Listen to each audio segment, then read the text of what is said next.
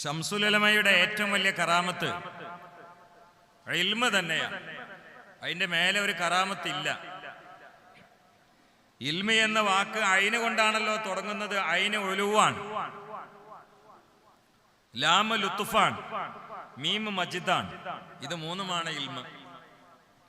ഉലുവും ലുത്തുഫും മജിദും അത് കൂടിയാൽ ശംസുൽ ഉലമയായി.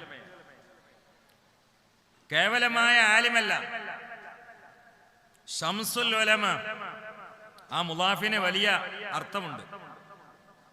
ആ മുലാഫി ഇലൈഹി മഹാന്മാരാണ്.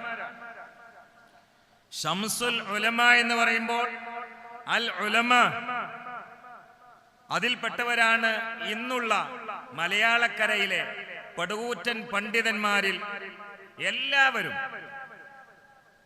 വൈജ്ഞാനിക മേഖലയിൽ ശംസുൽ ഉലമയുമായി ബന്ധമുള്ളവരും ബാധ്യതയുള്ളവരും ഭാഗ്യമുള്ളവരും. അതുതന്നെയാണ് അവരുടെ ഏറ്റവും വലിയ കറാമത്ത്. മുഹീദ്ദീൻ ശൈഖിന്റെ ഏറ്റവും വലിയ കറാമത്ത് ഇഹ്യാഉദ്ദീനാണ്. മുഈനുദ്ദീന്റെ ഏറ്റവും വലിയ കറാമത്ത് ഇആനത്തുദ്ദീനാണ്. സുൽത്താനുൽ ഹിന്ദിന്റെ ഏറ്റവും വലിയ കറാമത്ത് അവരുടെ ഇൽമാണ്. ശംസുൽ ഉലമയുടെ ഏറ്റവും വലിയ കറാമത്ത് അവരുടെ ഇൽമും അവരുടെ അമലുമാണ്. അതുകൊണ്ട് ശംസുൽ ഉലമ അവർക്ക് തന്നെ സ്വയം സ്മാരകം പണിതിരിക്കുകയാണ്.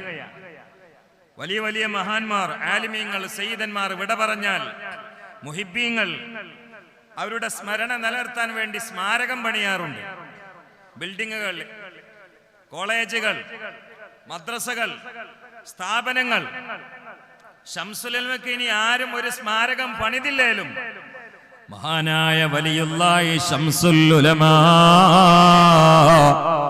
അവർക്ക് വേണ്ടി ഇൽമ കൊണ്ട്, അമല് കൊണ്ട്, മാരിഫത്ത് കൊണ്ട്, ഫിക്ർ കൊണ്ട്, ശുക്ർ കൊണ്ട്, സബർ കൊണ്ട്, ദിക്ർ കൊണ്ട് അത്ഭുതകരമായ സ്മാരകം പണിതിരിക്കുകയാണ്.